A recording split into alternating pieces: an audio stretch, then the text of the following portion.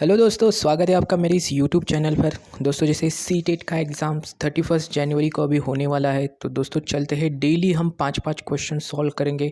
अगर आप इतने भी क्वेश्चंस अगर करते हो, सॉल्व करते हो और इनकी स्टडीज़ करते हो, तो आपको अच्छे से नंबर्स के साथ आप मैथ्स का सेक्शन को क्या कर लोगे, क्लियर कर लोगे। तो दोस्तों बिना टाइम गंवाए चलते हैं आज के पहले क्वेश्चन के ऊपर। तो दोस्तों यहाँ पे आपको दिखाई दे रहा है कि पहला क्वेश्चन आपको यहाँ पे पूछा गया कि how many pairs of twin prime numbers between the integer 1 to 0। तो सबसे पहले हम ट्विन प्राइम नंबर्स क्या होते ये समझने की कोशिश करेंगे। तो ट्विन प्राइम नंबर्स यानी ऐसे प्राइम नंबर्स जो दो प्राइम नंबर्स के बीच में का डिफरेंस कितना आना चाहिए, 2 आना चाहिए, तो उनको कहते हैं twin prime numbers. Twin, okay. तो अब देखिए यहाँ पे ऐसे हमें प्राइम नंबर्स को क्या करना है, फाइंड आउट करना है, और उसके बाद इससे पेयर्स को हमें क्या करना है, फाइंड आउट करना है। तो चलिए दोस्तों सबसे पहले हम फाइंड आउट करते हैं ट्विन प्राइम नंबर्स, ठीक है। तो सबसे पहला पेयर बनेगा 3 और 5 का, उसके बाद बनता है 5 और 7 का, उसके बाद बनेगा 11 और 13 का, फिर बनेगा 17 और 19 का, उसके बाद बनेगा 29 31 का, उसके बाद बनेगा 41 43 का, उसके बाद बनेगा 59 61 का, और लास्ट में बनेगा 71 73। तो देखिए दोस्तों इतने सारे पेयर्स बने हैं ट्विन प्राइम नंबर्स के। तो सबसे पहला पेयर 1, उसके बाद ये 2, ठीक है, 3 4 5 6, उसके बाद 7 और 8। तो कितने प्राइम नंबर्स के पेयर्स बने ऐसे ट्विन प्राइम नंबर्स के, 8 पेयर। तो यहाँ पे कौन सा ऑप्शन राइट रहेगा, फोर्थ नंबर ऑप्शन 8, ठीक है। उसके बाद चलते हैं नेक्स्ट क्वेश्चन के ऊपर। Let X be the least number which when divided by 8 12 20 28 35 leaves the remainder 5 in each case. यानी कि एक ऐसा हमें नंबर फाइंड आउट करना है, उसको अगर हम 8 से भी डिवाइड करें या 12 से भी डिवाइड करें या 28 से भी डिवाइड करें या फिर 35 से भी डिवाइड करें, तो उसका रिमाइंडर कितना आना चाहिए, 5 आना चाहिए, ठीक है। चाहे आप 8 12 28 35 20 किसी भी नंबर से डिवाइड करें इन पांचों में से, तो उसका रिमाइंडर हमेशा कितना आना चाहिए, 5 आना चाहिए। ऐसा एक नंबर हमें फाइंड आउट करना है, और उस नंबर का उन्होंने पूछा है sum of the digits. Sum of the digits यानी क्या करना है, जैसे कि आपको मैं एक नंबर यहाँ पे लिख के दिखाता हूँ 14। तो 14 में कितने डिजिट आए, 1 और 4। तो इन दोनों के डिजिट्स का हमें सम, तो 1 + 4 कितना आता है, 5। तो ऐसे एक नंबर फाइंड आउट करना है और उसका हमें sum of the digits find out करना है, ठीक है। तो उसका एक फॉर्मूला होता है, LCM plus remainder equal to given number. तो सबसे पहले हमें ये कैलकुलेट करना पड़ेगा एलसीएम, कौन से नंबर का, 8 12 20 28 35, इनका एलसीएम हमें सबसे पहले फाइंड आउट करना पड़ेगा, ठीक है। तो अब यहाँ आपको दिखाई दे रहा है कि ये नंबर्स को हमने एलसीएम फाइंड आउट कर लिया है। दोस्तों अगर आपको एलसीएम फाइंड आउट करते नहीं आता तो नीचे कमेंट कर देना, मैं आपके लिए अलग से एक वीडियो इस टॉपिक के ऊपर बना दूंगा, ठीक है। तो 8 12 20 28 35 इनका एलसीएम आ चुका है 840, ठीक है, 840। तो उन्होंने दिया था रिमाइंडर 5 आना चाहिए, तो जो भी रिमाइंडर है उसको हमें क्या करना पड़ेगा, इस एलसीएम में ऐड करना पड़ेगा, ठीक है। तो एलसीएम में ऐड करने के बाद 840 + 5 तो बन गया 845। अब 845 का सम ऑफ द डिजिट, 845 का हमें क्या फाइंड आउट करना है, सम ऑफ डिजिट। 8 + 4 + 5, 8 + 4 कितना आता है, 12, 12 + 5 कितना आता है, 17। तो कितना डिजिट आया, 17। चलिए दोस्तों चेक करते हैं 17 ऑप्शंस वहाँ पे प्रेजेंट है क्या। हाँ, तो देखिए दोस्तों ये 17 ऑप्शंस यहाँ पे प्रेजेंट है, तो सबसे पहले यहाँ पे टिक करेंगे 17 ऑप्शंस के ऊपर, ठीक है। उसके बाद नेक्स्ट क्वेश्चन आप के ऊपर चलते हैं। तो दोस्तों ये सभी जो 5 क्वेश्चंस है जो दिसंबर 2019 का जो टेट हुआ था, सी टेट हुआ था, उसमें ये सब क्वेश्चंस आए वाले। तो दोस्तों इनको अच्छे से प्रिपेयर करें, बहुत बार क्वेश्चंस रिपीट होते हैं, सिर्फ खाली नंबर्स वहाँ पे क्या होते हैं, चेंज हो जाते हैं। तो दोस्तों काफ़ी अच्छे तरीके से प्रिपेयर कर ले। अगर आपको ये सॉल्यूशंस लिखना है तो वीडियो को पॉज कर कर आप इन सॉल्यूशंस को अपने नोट्स में लिख लीजिए, ताकि आप जब भी इसको प्रिपेयर करोगे आपको काफ़ी हेल्प मिलेगी, ठीक है। अब यहाँ पे उन्होंने पूछा है what number should be subtracted from each 50 61 92 117। So the numbers that obtain in order are in proportion. सबसे पहले हमें प्रोपोर्शन, व्हाट इज़ प्रोपोर्शन या कंडीशन ऑफ प्रोपोर्शनैलिटी क्या है ये पता होनी चाहिए। तो condition of proportionality A multiplied by D is equal to B multiplied by C, तो ये होती है कंडीशन ऑफ प्रोपोर्शनैलिटी। ठीक है, तो इस कंडीशंस को आपको यहाँ क्या करना पड़ेगा, याद रखना पड़ेगा। ठीक है, तो अब हमें क्या करना है, ऐसे एक नंबर को सब्ट्रैक्ट करना है इन चारों नंबर में से, ताकि ये नंबर कैसे होने चाहिए, प्रोपोर्शन में आने चाहिए। प्रोपोर्शन में आने चाहिए इसका मतलब क्या होता है, ये इन दोनों के LHS और RHS कैसे आने चाहिए, इक्वल आना चाहिए। तो दोस्तों चलते हैं इस नंबर को फाइंड आउट कर लेते हैं। तो हर एक नंबर में से 50 में से हम x को सब्ट्रैक्ट करेंगे, 61 में से x को सब्ट्रैक्ट करेंगे, 92 में से x को सब्ट्रैक्ट करेंगे, 117 में से भी हम क्या कर लेंगे, x को सब्ट्रैक्ट करेंगे। तो देखिए दोस्तों ये रहा इसका सॉल्यूशन। जैसे 50 minus x, 61 minus x, 92 minus x और यहाँ पे 117 माइनस एक्स। अब इन सभी नंबर में से हमने क्या कर लिया, x को सब्ट्रैक्ट कर दिया। तो x को सब्ट्रैक्ट करने के बाद अब ये नंबर कैसे आएंगे, प्रोपोर्शन में आएंगे। उसके बाद हमने आपको यहाँ पे दिखाई देगा कि कंडीशन ऑफ प्रोपोर्शनैलिटी हमने यहाँ पे अप्लाई की है। ठीक है, तो condition of proportionality a multiplied by d equal to b multiplied by c। तो ये जो पहली वाली टर्म हमारी a रहेगी, दूसरी वाली टर्म b, तीसरी वाली टर्म c और ये जो लास्ट में दिखाई देगी ये टर्म रहेगी d। तो a multiplied by d, a multiplied by D का मतलब यहाँ पे आता है 50 minus X multiplied by 117 minus X. ठीक है, तो ये यहाँ पे हमने लिख लिया। और b मल्टीप्लाइड बाय c यानी 61 minus X multiplied by 92 minus X. ठीक है, तो यहाँ पे लिख लिया हमने 92 माइनस एक्स। तो फिर इसका मल्टीप्लिकेशन करेंगे। तो फिर हमने क्या किया, टर्म्स को सेपरेट कर लिया। पहले हमने इस 50 से इन दोनों टर्म्स को मल्टीप्लाई कर लिया, बाद में फिर x से हमने क्या किया, इन दोनों टर्म्स को मल्टीप्लाई कर लिया। तो देखिए दोस्तों ये स्टेप्स काफ़ी इंपॉर्टेंट है, थोड़ा सा यहाँ पे इस स्टेप्स के ऊपर ध्यान दीजिएगा। ठीक है, तो 50 मल्टीप्लाइड बाय 117 माइनस एक्स, यहाँ पे माइनस एक्स था तो फिर minus X multiplied by 117 minus X. ठीक है, उसके बाद equal to 61 multiplied by 92 minus X.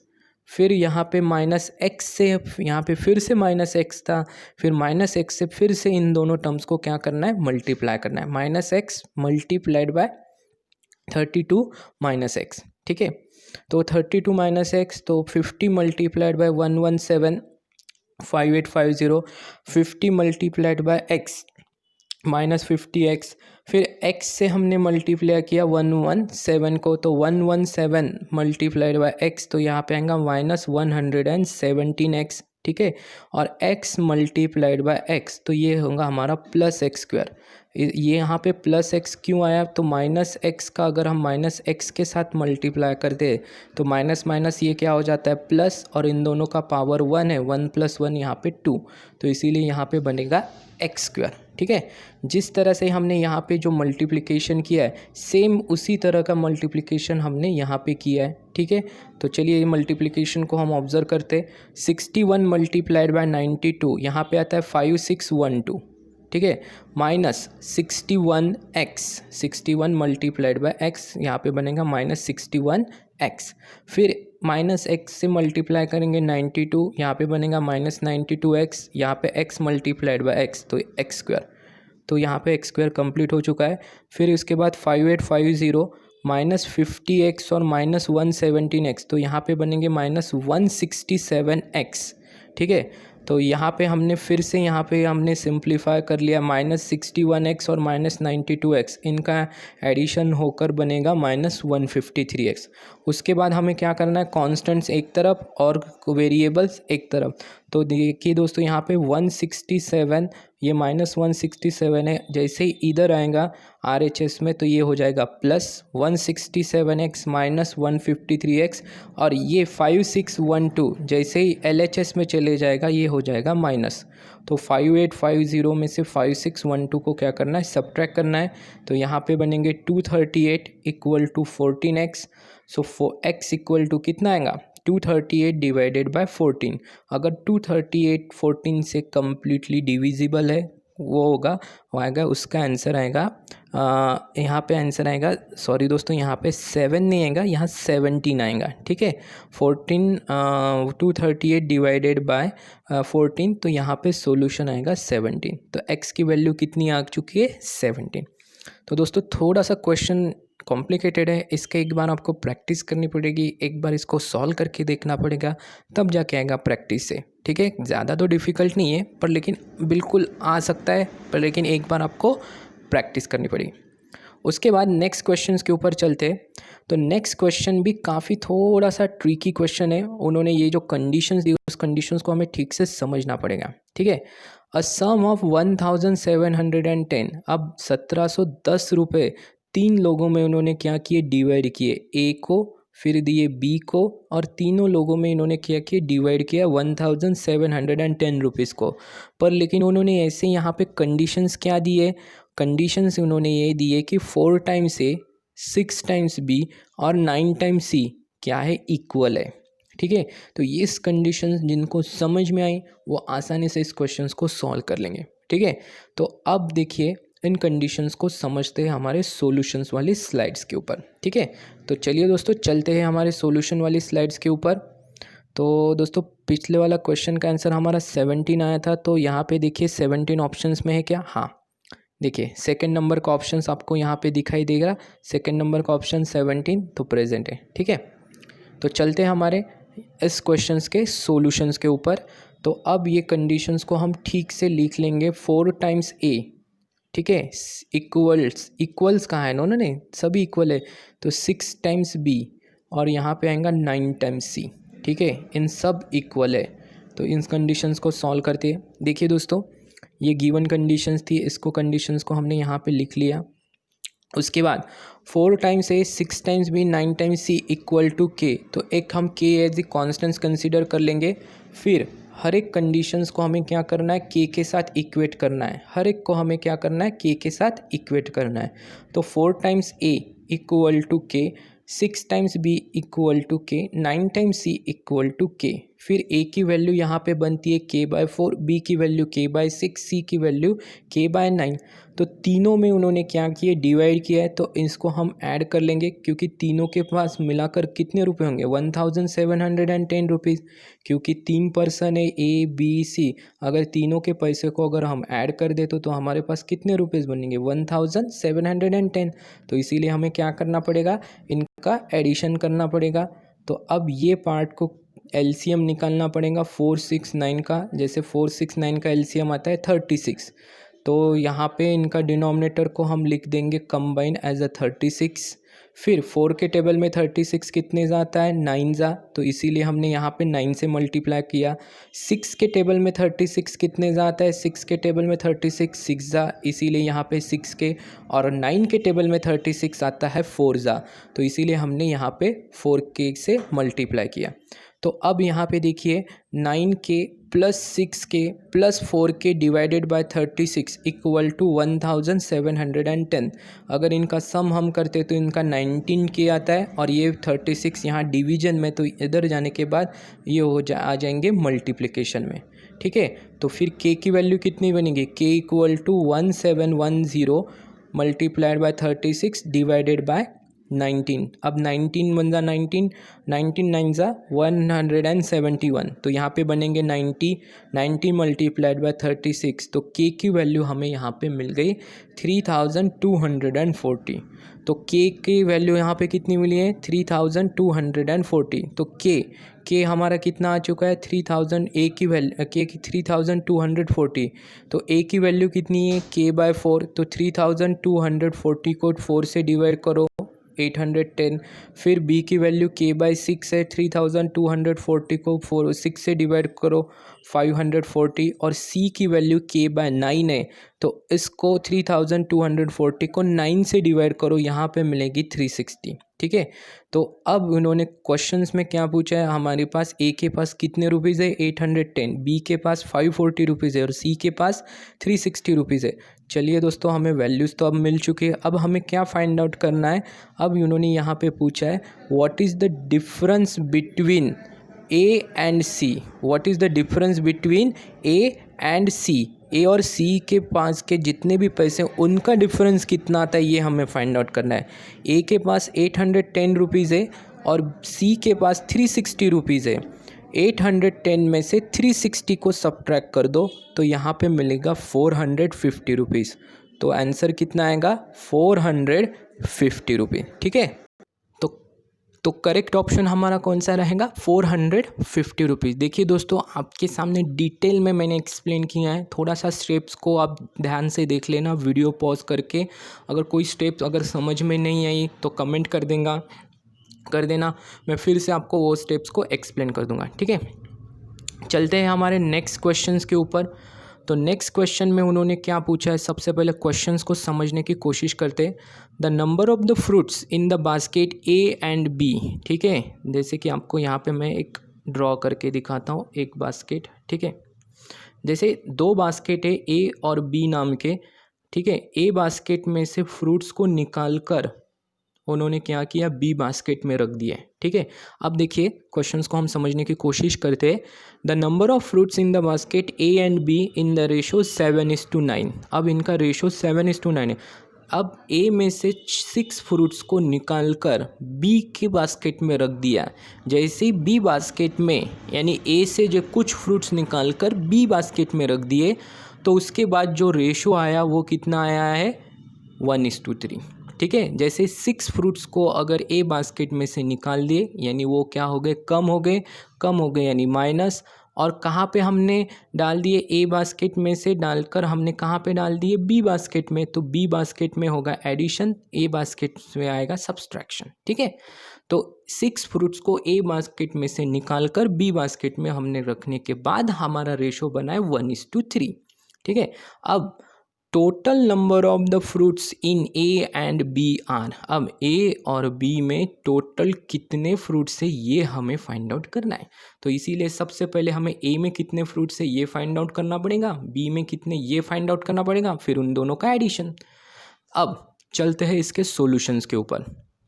ठीक है, अब देखिए ए और बी में पहले जो बास्केट है उनका रेशो था 7:9। ए बास्केट में 7x फ्रूट्स कंसिडर करेंगे और बी बास्केट में 9x फ्रूट्स कंसिडर करेंगे। ठीक है, अब 7x, इसमें से 6 फ्रूट्स को हमने क्या किया, निकाल दिया है, 7x - 6, और वही 6 फ्रूट्स को हमने कहाँ पे रख दिया है, ए बास्केट में से निकाल कर बी बास्केट में डाल दिया था। इसीलिए जो b का रेशो रहेगा, जो 9x रहेगा, उसमें हमें +6 को ऐड करना है। ठीक है, अब 7x - 6 अपॉन 9x + 6 = 1/3। फिर इन दोनों का हमें क्या करना है, क्रॉस मल्टीप्लिकेशन करना है।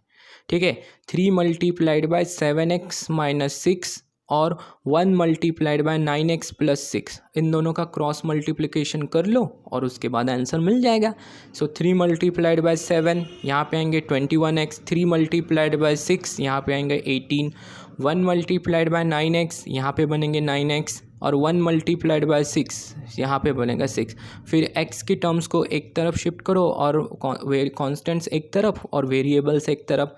तो 21 में से 9x, 21x में से 9x चले जाने के बाद यहाँ पे रहते 12x, और 6 + 18, ये -18 था, जैसे ही इधर आएगा तो वहाँ पे हो जाएगा +18। ठीक है, सो 6 + 18 यहाँ पे बनेंगे 24। तो x = कितना आएगा, x = 24/12, 24/12। सो 24 को अगर 12 से डिवाइड करते तो यहाँ पे हमें x की वैल्यू मिलती है 2। x की वैल्यू हमें यहाँ पे क्या मिली है 2। तो ए बास्केट में 7x फ्रूट्स थे, तो 7 × 2 टोटल बनेंगे 14। बी बास्केट में 9x फ्रूट्स थे, तो 9 मल्टीप्लाइड बाय 2 18। तो अब उन्होंने हमें क्वेश्चन में पूछा है ए और बी दोनों बास्केट्स में कितने फ्रूट्स थे, ए प्लस बी इनका वैल्यू पूछा है, दोनों बास्केट में मिलाकर कुल कितने फ्रूट्स थे। तो 14 प्लस 18 तो हमारे बनते हैं 32 फ्रूट्स। कितने फ्रूट्स बनते हैं, 32 फ्रूट। तो चलिए दोस्तों देखते हैं यहाँ पे ऑप्शंस में प्रेजेंट है क्या 32। हाँ, सेकेंड नंबर ऑप्शन, तो लगा देंगे, टिक कर देंगे सेकेंड नंबर के ऑप्शंस के ऊपर।